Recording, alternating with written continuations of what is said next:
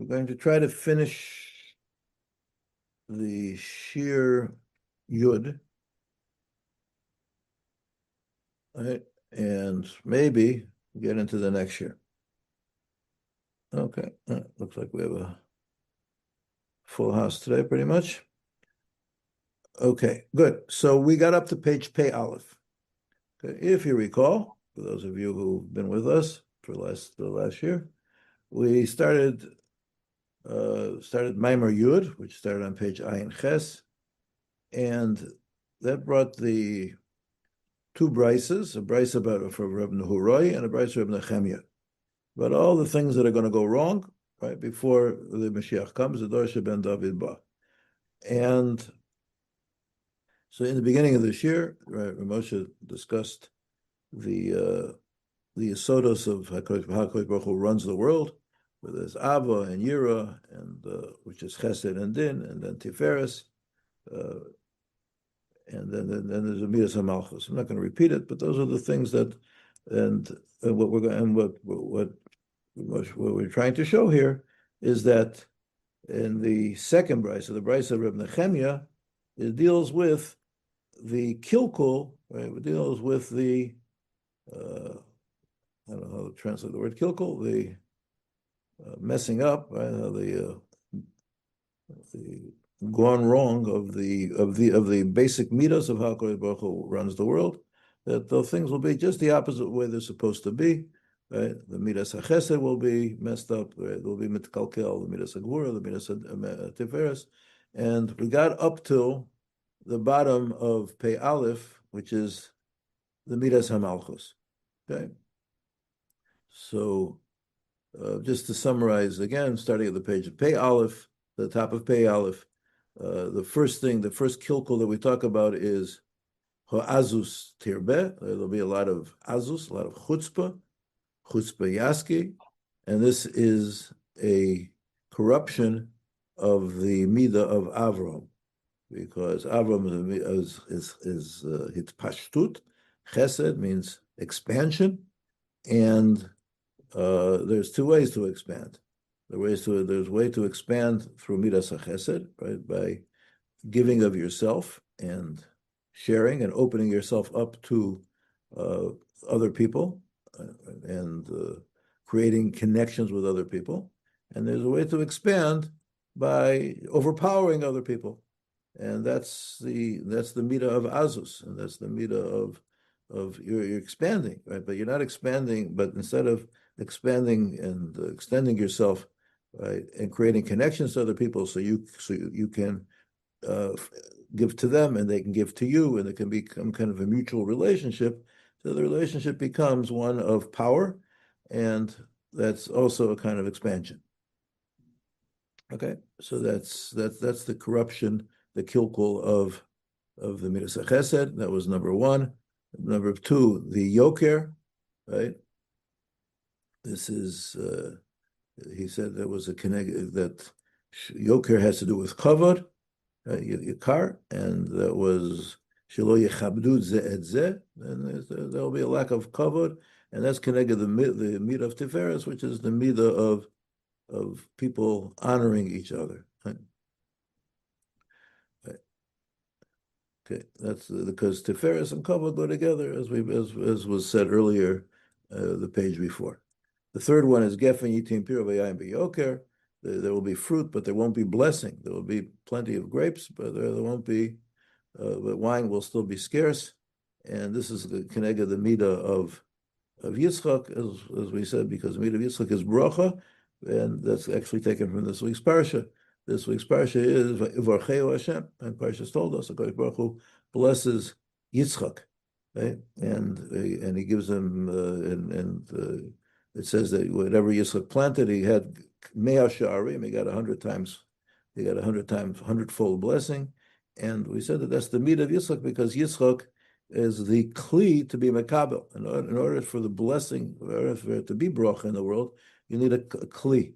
And the midas hadin is be'etzem the midah of to be mekabel, to receive. Right? And that's the midas hadin. That's why the midas hadin makes demands. It makes demands because the midas hadin wants its due. It wants what's coming to it. So that's related to the midah of Yitzchak, that the bracha, that there won't be a kli to be makabel the brachas, and therefore that'll also be a kilkul, that there'll be bracha, but as we have to always have to remember that there could be very much that the bracha is ready to come, because Baruch Hu is ready to give the bracha, but if there is no vessel to receive the bracha, so then it's not going to, the bracha is not going to be materialized, actualized. Okay. And then that leads us to the fourth one. This we're going to start today inside, at the bottom of page Pei Aleph. Dali v'nebcha kol ha-malchus leminus. The fourth one is malchus will be nebcha, will be overturned. It will turn into the minus. Minus is apikorsis. Minus means not believing in the sodos of the emunah. What's the relationship between malchus and munah and minus? So Moshe is going to explain. Kan midabrim lehedya al hamalchus. This is an explicit discussion or a reference to malchus. Okay, remember, malchus was the midah of David. Avram, Yitzchak, and Yaakov, those were the first three. Aleph, Beis, Gimel, not in order. It was Avram, Yaakov, and Yitzchak.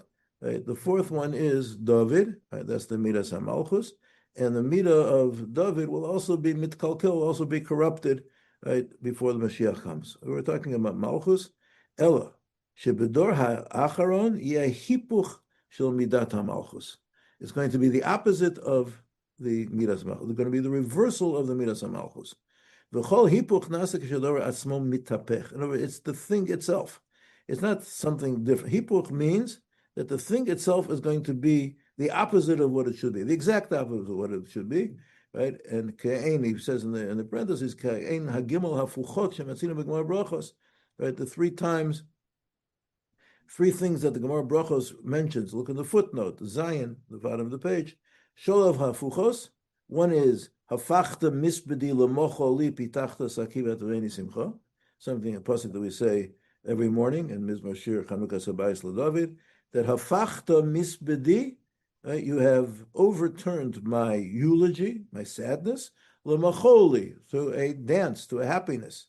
Pitachta saki, you have opened, untied, unbound the sack which binds me, vatazreni simcha, and you have girded me with simcha. So that's the opposite. In other words, just the two things are diametrically opposed.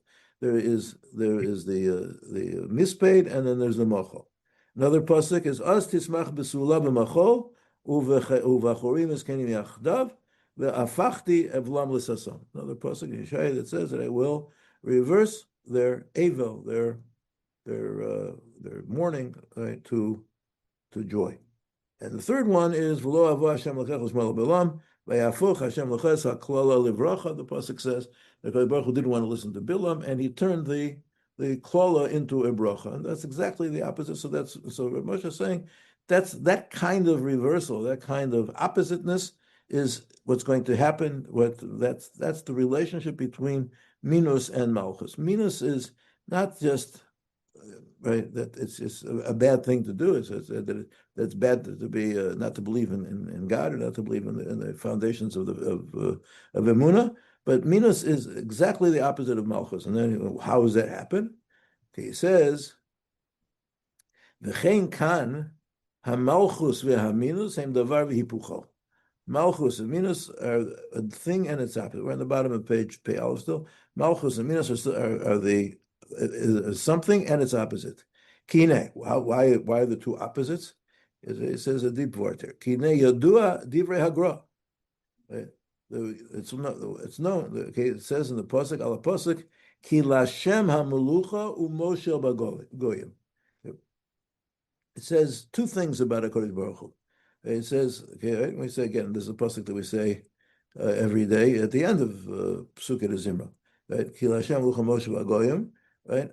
So Hashem has the melucha and the moshel. What's the difference between melucha and moshel? Melech is the king and Moshel is the ruler. What's the difference between a king and a ruler? Says the Gra, Malchus liot biratzon. Malchus means that the people accept the king. That's a melech. a king who is ratzui, who is accepted by the people, right? Umemshala hu bal karcha. Right? The moshel is the ruler, but he's the ruler who rules against the will of the people. Right? So the melech is fits in with the people, and the moshel is above the people and is the kind of a dictator. Okay, so v'nimsa shemidat hamalchus mechayevet et koach habechira shel adam. In order for there to be real malchus, there has to be free will. Right? There has to be free will, right? Because we have to be able to choose the king. Right? We have to be able to decide that we want HaKadosh Baruch Hu to be the melech of. We want him to be our king. It's not just that HaKadosh Baruch Hu says, "Bang, I'm going to impose myself on you, like it or not. Right? You're going to have to follow my orders." That's not what HaKadosh Baruch Hu wants. HaKadosh Baruch Hu doesn't want to run the world without us. HaKadosh Baruch Hu wants to govern the world with us, together with us. We're shutfim in it. The king doesn't want his subjects to be against him or even just passively neutral or indifferent or apathetic. The king wants people who are going to join together with him in doing the things that the nation needs, right? Because the king can't do it all by himself. He doesn't want to do it all by himself. Okay? He wants there to be a cooperative effort. That's what HaKadosh Baruch Hu wants from us. He wants us to have free will. V'haminus he hakoferet b'koach habechira. Right?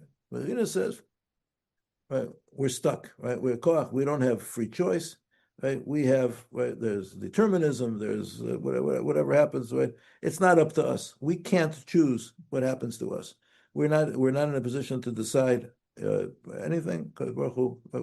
Whatever happens is going to happen, and we don't have the free will to decide that we are going to be the loyal subjects of HaKadosh Baruch Hu. Right? We don't have that free will. Right? We're objects. We're just pushed around by forces stronger than us, and it's not something that we can, from within ourselves, create. Right? And that's what Minos is. Right? Okay. And he mishtalet al malchus. In any event, he says the Minos, right, rules over, right, gains control of the malchus. This reminds me of the something that I read in the Rav Hutner, Zichrono Livracha, that he said that the nisayon of our generation, the ultimate nisayon of what of the test that our generation faces. Every generation faces a different test. The Baruch Hu puts different things into the world to test us, to give us a nisayon. He says the nisayon is now the nisayon of believing in free will. Right? Do we really believe that we have free will or not? That's the big nisayon. Right? If you read a psychology book, so a psychologist will tell you we don't have free will. Right? Just we just do what we're programmed to do. We do what because whatever happened to us, or whatever's in our biology, or whatever is in our background, that's going to determine exactly what we do. And that's a big fear, right? Not to say that people have different starting places, of course. Right? Some people have easier starting places, some people have harder starting places. Right? Some people are given more talents, and some people are given very hard, difficult backgrounds, and whatever it is. But in each situation, the person has the bechira. He has the free will to determine what he's going to do and to choose to be the subject of the king. And then that's malchus. But if we don't really believe it, so then there won't really be malchus. Right? So then we'll just be either antagonistic and not accepting of the rule of the Torah, or we will follow the Torah because, we'll follow whatever Kodesh Baruch Hu says because we just feel that we have no choice. But it won't come from deeply within us, and that means that the Kodesh Baruch Hu won't be the melech of the world. And this is what's going to happen, that the malchus will change into minas. This is Rav Moshe's interpretation. Yes, Joy. So what is the subject of mishtalet al malchut? He mishtalet al malchut. I think it's the minus. So when you have this attitude that there's no Bechira, then you're negating the Malchuts because right. That's what I think he means. Not sure why the word mishtaletet. I'm not sure why that choice of word isn't exactly the word I would have chosen, but that's I think what he means. Okay, so that's number 4. So number 4 is, again, we're saying that before the Mashiach comes, right, everything is going to be mitkalkel. All of the midos that HaKadosh Baruch Hu runs the world is going to be mitkalkel. There won't really be a midas hamalchus in the world, just like there won't be a midas chesed, there won't be a real midas hadin, there won't be a real midas hatiferes, not a real midas hamalchus. And the 5th thing in the list, ein tochecha. Right? There is no giving tochacha. There's no giving musar. There's no giving admonishment. Vein tochacha. Tachlis hakilkul shel hador hacharon hu bazeh. Right, the tachlis, the end, the ultimate expression of this is she'einam mekablim tochacha. Kach nin alot bifnehem daltei tshuva. In that way, the gates of tshuva are locked. Umemela, ein mashe yitaken et hakilkul. There's nothing to fix. In other words, there's going to be kilkulim, and the kilkulim are not going to be fixable because nobody's going to want to pay attention to hear that things are not good. Somebody's going to get up and say, Rabbi Say, we're corrupting this meat of chesed or that meat of malchus, right? And we got to do something about it, right? This is not the way it's supposed to be. The world is just the opposite of the way it's supposed to be, and everybody closes their ears and say things are fine. What are you screaming about? Just go back to your hole, and you go back to your base measures. You go back to where you're right, and don't bother us. And this is Chedivei Rambam. It goes to before Rambam and Hilchos Tshuva. Umehen chamisha dvarim hanoalim darchei hatshuva v'nei Yosef. There are different 5 things which block the gates of tshuva. One is soneh tachochachot, somebody who hates, who despises, who doesn't like to be rebuked. Right? And you come, right? And you can always tell. Sometimes I can always tell, but often you can tell the quality of a person, right, that by how does he react to rebuke. Right? You go over to the person and say, I want to say something to you about, I think that your behavior is X, Y, it wasn't proper. And some people will say, thank you, right? And that was very nice of you. And I'm glad you told me that. And, I'll try to improve myself. And some people will argue with you. And some people will say, who do you think you are? And you look at yourself and, and all kinds of different kinds of reactions.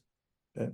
And if you're soneh tatochachot, that's umevi, al zeh psukim mitorah nevi, and the Rambam brings psukim, she'aderech l'tshuva al yedei tochacha.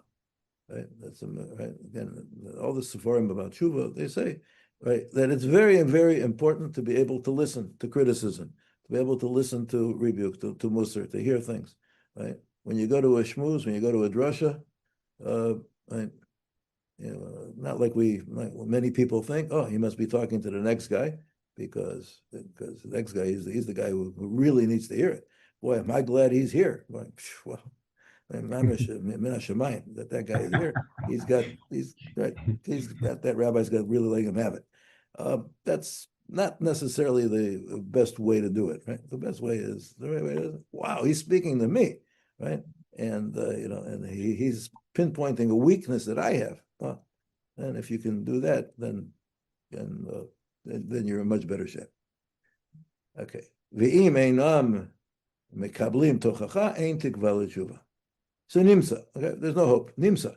Shereb Nechemia, this was the second list that we had in the Gemara over there. V'vaer shal kilkulim shel hador acharon heim beguf ha'hanagot shebahem HaKadosh Baruch Hu manhigat olam. This is the summary, that these are the things that HaKadosh Baruch Hu runs the world, the hanagot.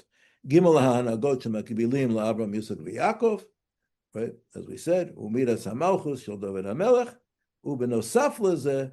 And the 5th one is Gam Sinat HaTochacha She'no'elet et Afsharut L'taken et Kikolim L'Yedei Tshuva. That's the summary Those are the things that will be mitkalkel before Mashiach comes.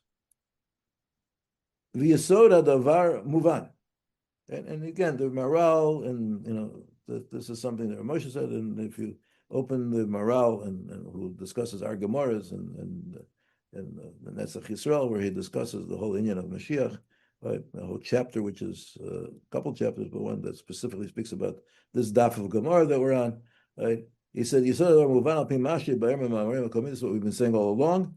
Shelo itachei metziut chadasha beli shetitbatel hametziut hakodemet." We are headed for a new mitziut, a new reality. Right? It's going to be it's not going to be just a transition, beseder, as some people might think, because even the Rambam says, that the Ein Bein, right, the Gemara, he quotes, he paskins like Shmuel in the Gemara, says that the difference between Olam Hazeh and Moshiach is Shibud Malchus, right?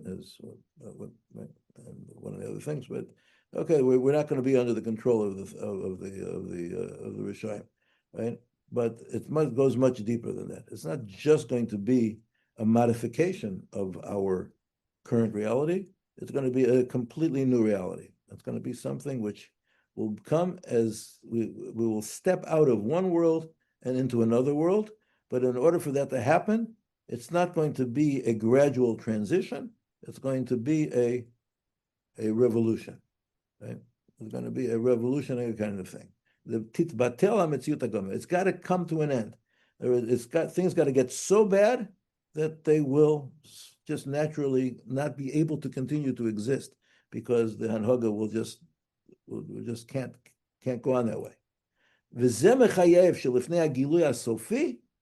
And this demands that before the final revelation, ha'olam yagia l'shefel, shebo hakol nimsa b'matzav ha'afuch, ha'gamor mitzvah Hashem. The Torah the world will reach a shefel, will reach a low point, right, where everything is exactly the opposite of the way HaKadosh Baruch Hu wants.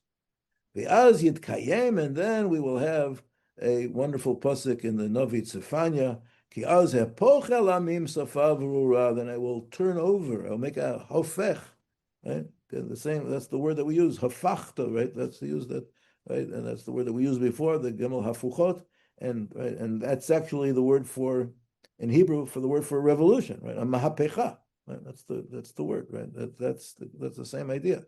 Ki az hepoch, it's going to be a mapecha.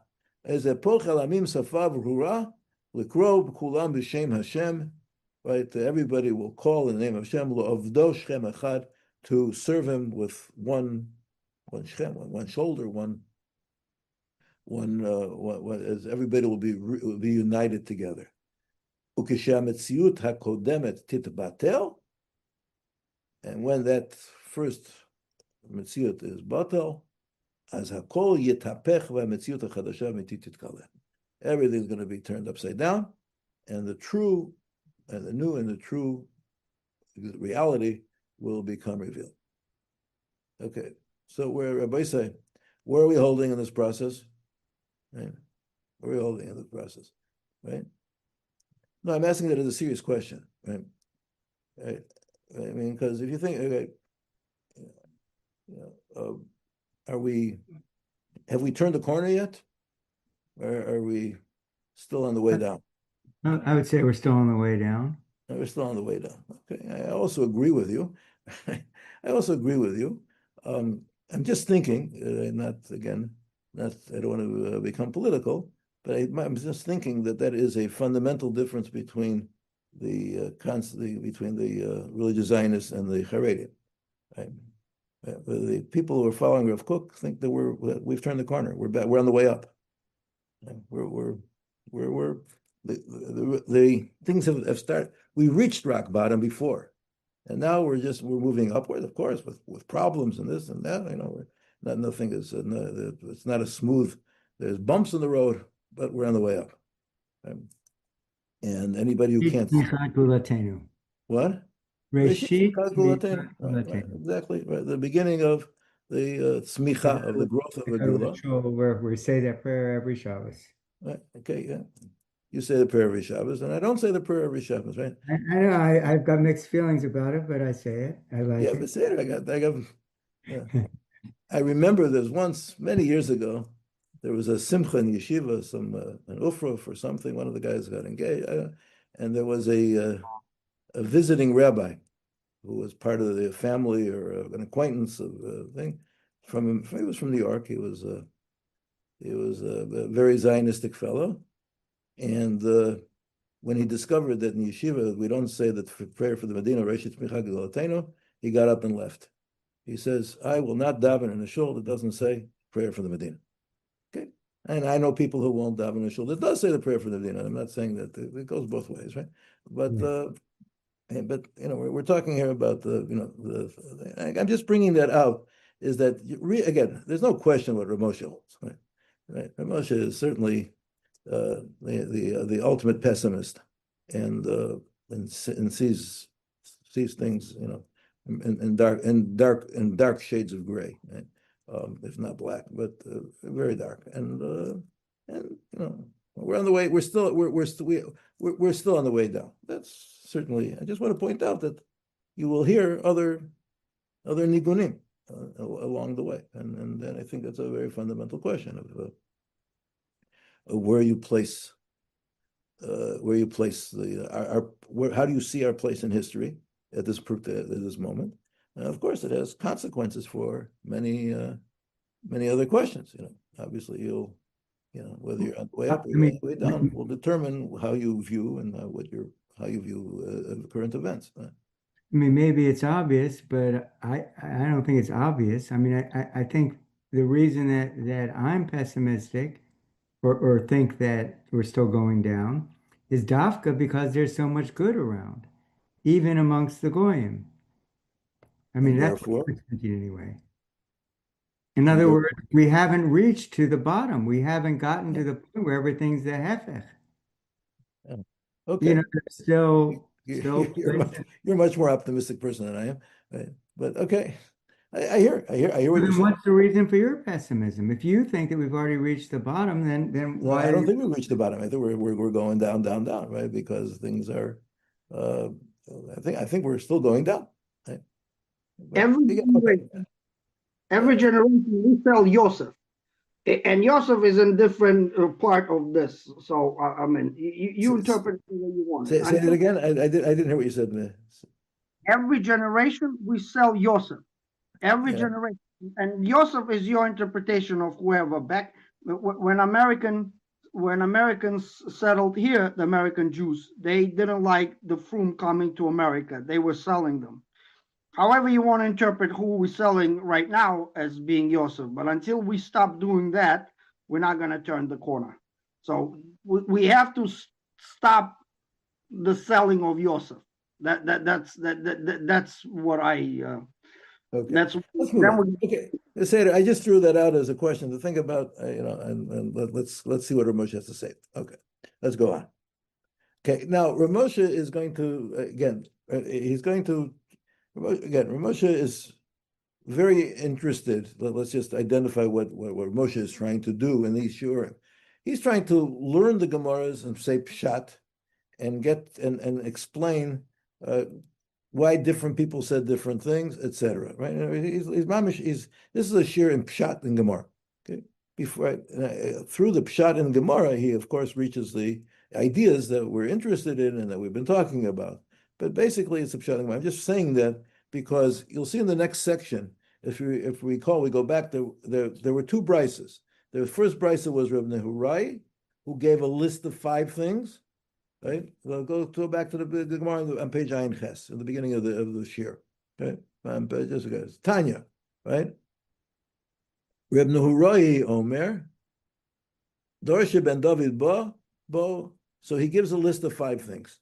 Right? Ne'arim, and so far Reb Moshe discussed Reb Nechemia first. Okay, we'll come. Now we're going to go see Reb Nehurai. But there are 5 things in Reb Nehurai's list.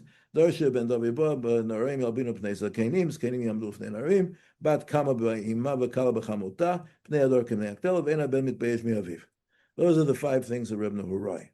And Reb Nechemiah's 5 things are Dorsha ben Davibab, Ha'azut Tirbeh, Ha'yoker Yavet, Ha'gefen Yitem Piryo V'yayim B'yoker, V'nefcha Kol Malchus L'minus V'ein Tochecha. Okay?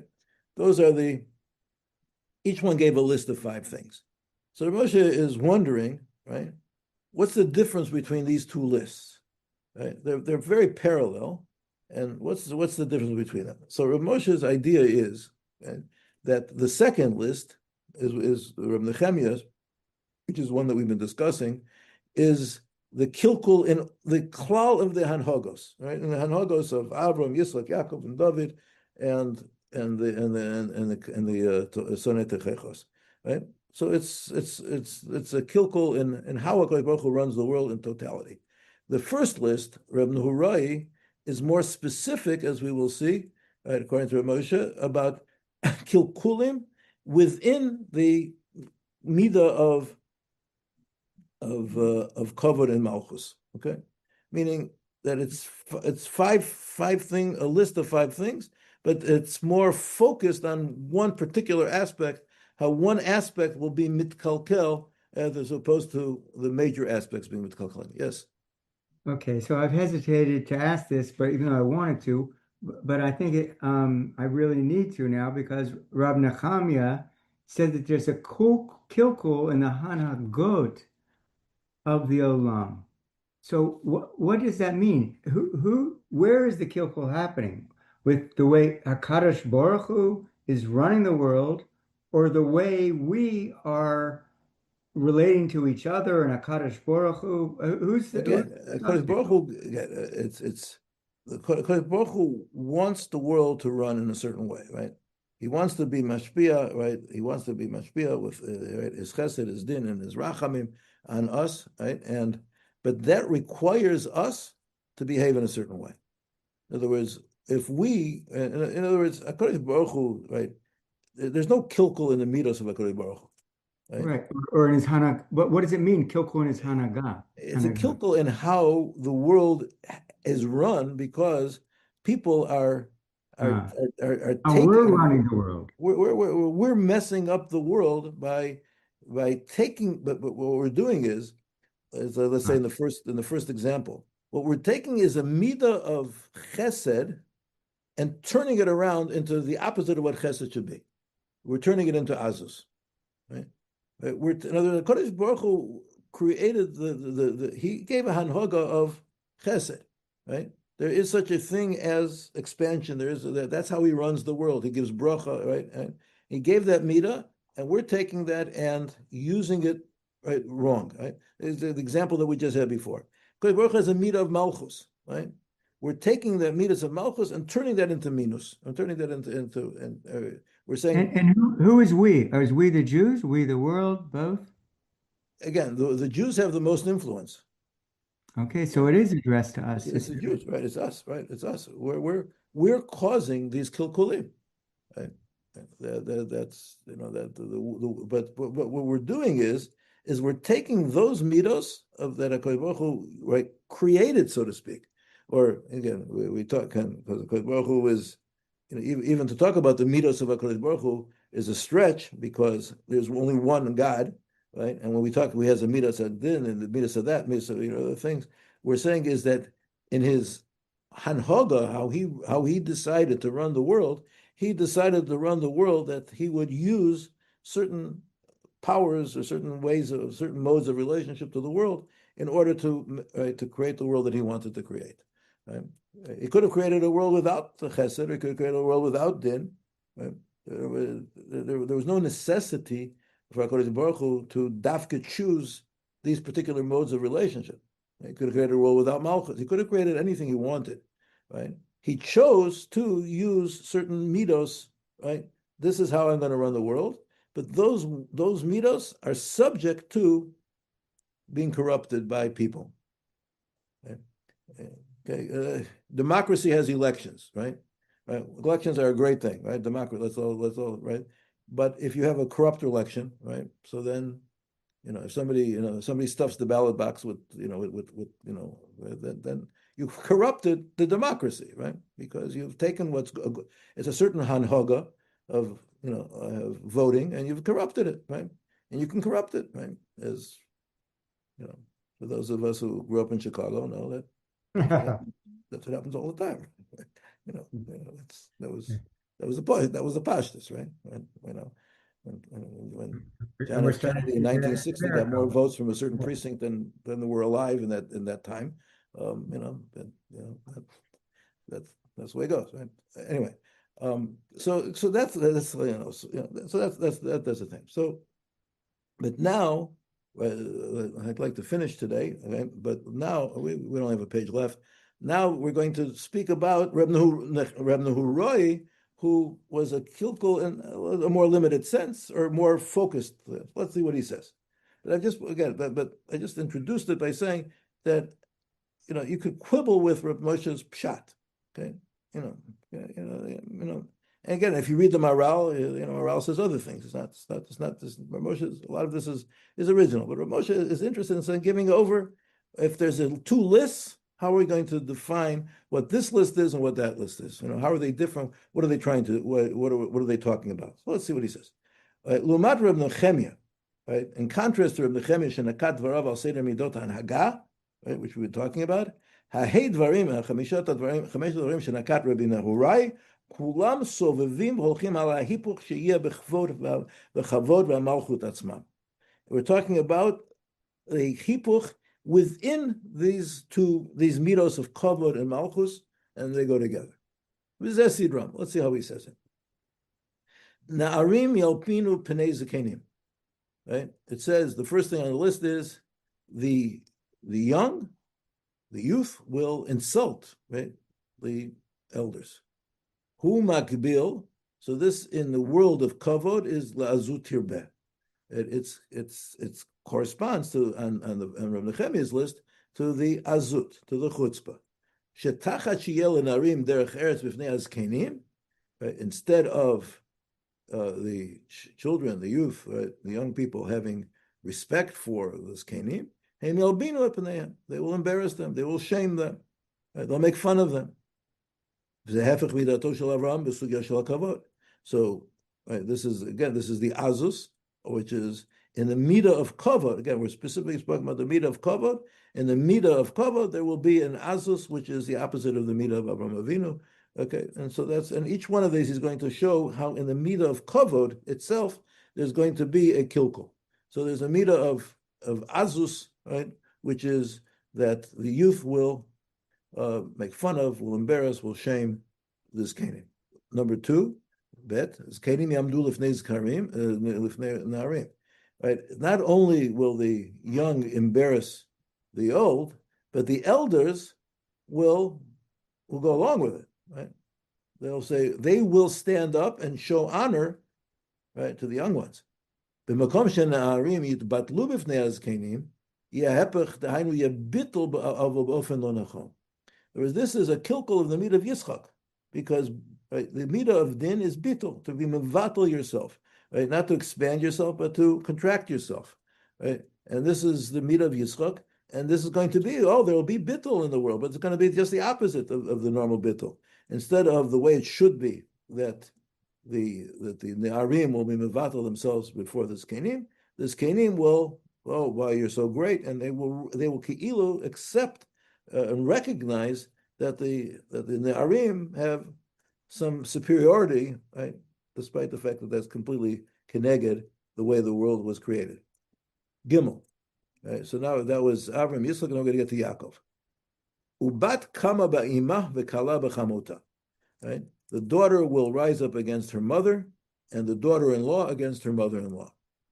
Ha'inyan shel bat v'kala him inyanim amukim shelo nikanes alein. This is very Kabbalistic ideas. What's a daughter? What's a daughter-in-law? And we're not going to go into them, and I certainly don't know anything about it. Aval, we said, what's the pshat ha'pashut shel Gemara? Kasher bat kama b'ima v'kala b'chamota ze keneged midat ha'yosher. That's against the midah of what's straight. And that's the midah of Yisrael. That's the midah of Yaakov Avinu. Yashrus. Klomar. Ein rak inyan shel nar mul zakein. It's not just a question of a young man versus the old man. right? Because that could be two strangers, right? Here we're talking about, right, the relationship itself. But the way that the world should be, a daughter has to obey her mother. And the way of the world is that a kala, a daughter-in-law, has to honor her mother-in-law, right? Ubatu milashon bayit. And we know that bayit and bat and bayit related, and that's the midah of Yaakov Avinu. Yaakov, right? Yaakov, as the Gemara says, is that Avram Avinu called the Harabayis a har, and Yitzchak called it a sada, and Yaakov called it a bayis, right? Batu b'loshon bayit v'zeh b'chinat habayit be'atzmo. This is the bayit itself. A kala hi hamshech shel bayit. So the daughter is the bayit. Right? That's the home. Every home revolves around its daughters, right? Much more than the sons. The sons go out, right? Sons are at home. The sons are in yeshiva. The sons are at work, in the fields, wherever the sons happen to be, right? And the daughters are the one who are home, right? Until they become somebody else's daughter-in-law. But the house revolves around the daughters, right? Ushneim mekalkalim. So the kal is the hemshech shel habayit. Ushneim mekalkalim, and they both are going to become ruined and corrupted. And this is the midah of Yosher, which has to do with kavod. Again, it has to do with kavod, but it's a more severe corruption of kavod, in that it's not only young men and old men, but it's within the house itself. The whole underpinnings of what Jewish society is, which is built around the home, is going to be an upside down thing. You're going to walk into a house, and you will see just the opposite of what it should be, right? The mother will say to the daughter, why don't you clear off the table, after the Shabbos meal? And the daughter will say, why don't you clear off the table, Mom? Right? Why are you asking me to do it? Right? And that's an extreme example. I don't think anybody's seen it in recent history, but we see similar things. Okay, the mother says you should dress in a certain way, and the daughter says, not interested in dressing in that way. Right? All kinds of things that interacts between mothers and daughters, and that's the hefech. Upnei ador kipnei kelev. Remember the dogs. Okay, we're back to the dogs. Okay, Perish Rashi leel, as Rashi said before, kipnei kelev shelo yitbaishu zemizeh. No shame, because dogs are never embarrassed. Kolomar lo tei mitziut shel kavod ba'olam klal. Right, because as we said, because dogs insinuate themselves into every situation. Dogs feel quite at home, right? They become part of the family. There's no union of kavod, right? Kvar bi'arnu shakelev mitzad ikar tchunato omed keneged milchas hamalchus u'kemavur mevgumor betmura. Right? Dogs and malchus are polar opposites. Sheyesh din lechanot shem avodah zarah legnai. The Gemara says that there's a din, right, that we should give disrespectful names to avodah zarah. Okay? We should show that it says we should make fun of avodah zarah. The Gemara says leitzanut, right? Mocking things is usher, except for the leitzanut shel avodah zarah. Right? To make a mockery of avodah zarah, that's perfectly okay. Right? But everything else is not, and so that's his name, right? Instead of calling the avodah zarah by its proper name, give it a nickname which is derogatory. Umechanim et pnei hamolech pnei kelev, and there the Gemara says molech, that avodah zarah, the terrible avodah zarah, the fire god, right? We call it kelev. Ubedom efshel Moshe melech v'kelev hem hafechim. Another Gemara, right? An interesting Gemara in the Dorim, Elasham Gemara in the Dorim, right? There the Gemara talks about, right? Somebody says, I don't want to be a dog, right? Because a dog has hana and doesn't give any hana. Right?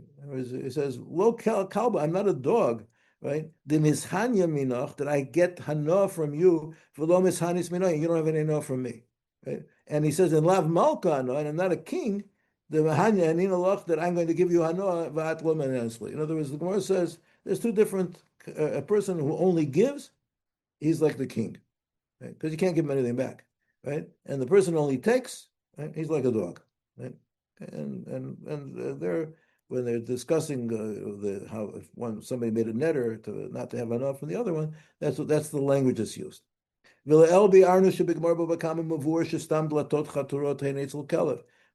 are like dug. I mean, dogs just are. The doors don't mean anything to dogs, right? If the dog comes to finds a closed door, he'll just dig his way under the door. Right? They're open. Right? They go any place they want. It doesn't have any boundaries. Goes wherever he wants. באופן שפני הדור כפני הכלב מלמד שיש קלקול בעצם המציאות של כבוד בעולם. There is no covet in the world. Everybody is behaving like a dog, meaning everybody is behaving without any covet, right? And anybody who reads Israeli newspapers knows that that's exactly what's happening today, right? That the most people who are supposed to be in positions of honor and people who are supposed to be in positions of who, as we say, people who dress up in fancy suits, and ladies who dress up in fancy dresses, but the most honorable people in the world, they tell lies, and they just anybody who needs more commentary can ask me otherwise. But that's what's happening in our world today in Israel. Okay, you see, it's just like there's absolutely no concept of shame, of embarrassment. If you get telling a lie, if you get caught that you lied, big deal, right? We all lie, right? Everybody lies. So why aren't you optimistic? I don't understand. What? So why aren't you optimistic? I'm optimistic. We're still on the way down. Believe me, Joe, we're still on the way down. So it's not quite as bad as you can envision. No, it just reaches new depths that we never imagined could happen. You know what I mean? But that's we're on the way back. We're on the way down because as bad as it gets, we opened the next morning's newspaper and we found that it's worse than we thought it was. And that's not because that's the opposite of what you said before. But okay, I'm not going to argue with you now. Okay, this is corresponds to the idea of there's no tochacha, there's no rebuke. If a son does not embarrass, is not ashamed in front of his father, if he does something wrong and his father sees him, and there's no shame there, the fundamental basic submission. Okay.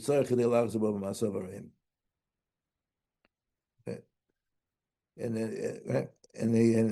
the editor puts in, as the Rambam say, he quotes the Rambam, because the Rambam says when he says you have to have tochecha to bring people to tshuva, because the Rambam writes at a time when you inform somebody, when you tell somebody about his sins, umachlimim oto. What does machlim mean? You shame him. Klima, bushau klima. Right? When you shame him, then he'll be do tshuva. But if there's no shame, right? You tell somebody you did the wrong thing, and he'll say, okay, I'm not embarrassed. I'm not embarrassed to say that I stole. I'm not embarrassed to say that I lied. I'm not embarrassed to say that whatever other sins that he may have done. If there's no embarrassment, then it's a lost game. Sikum, conclusion. Yesod divrei hagamar hu ha'ivut. It's the ivut, the corruption. It's I have no better word. Okay? Of all of the sidrei of the midos of how Kodesh Baruch Hu runs the world before Mashiach comes. He says that in the etzem, the foundation of things, they're saying the same thing.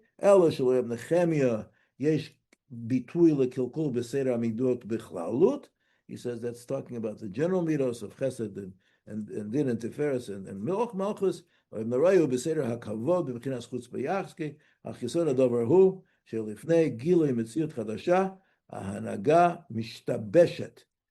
the way the world runs is completely messed up.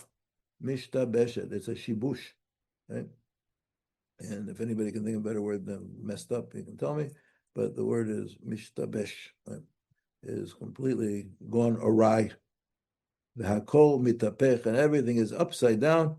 And if you feel that you're living in an upside down world, say, Baruch Hashem, that's exactly where I want to be, because that means Mashiach is imminently coming.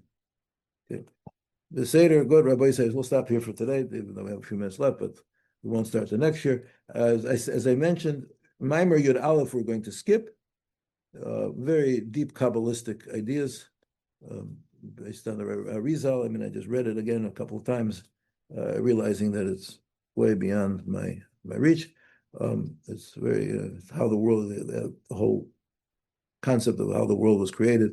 It's a very deep Kabbalistic ideas. And Ramosha writes it, says it several times in the shir. I'm giving you very abstract ideas. Okay, so we're not going to try to go over our heads. And we'll stick with that. And we're Mirza Hashem, we will do next week, start Maimer Yud Bez, which is, again, has to do with Malchus, and based on the next few lines of the Gemara. Very interesting. And the Mirza Hashem will start that and do that. And that'll be the end, by the way. Maimer Yud Beis is the last shir in the section of Dorsha Ben David Ba. Okay? And then we'll go on to other aspects of the Sugi of Mashiach, but this will be the last shir about the generation prior to Mashiach. Okay, say Rabbi say. Thank you, Rav. Thank you. Tonight, and Bezrat Hashem, move on into our world tomorrow. Kol Tuv, be well, have a very good week, everybody. Bezrat Hashem. Okay, bye-bye.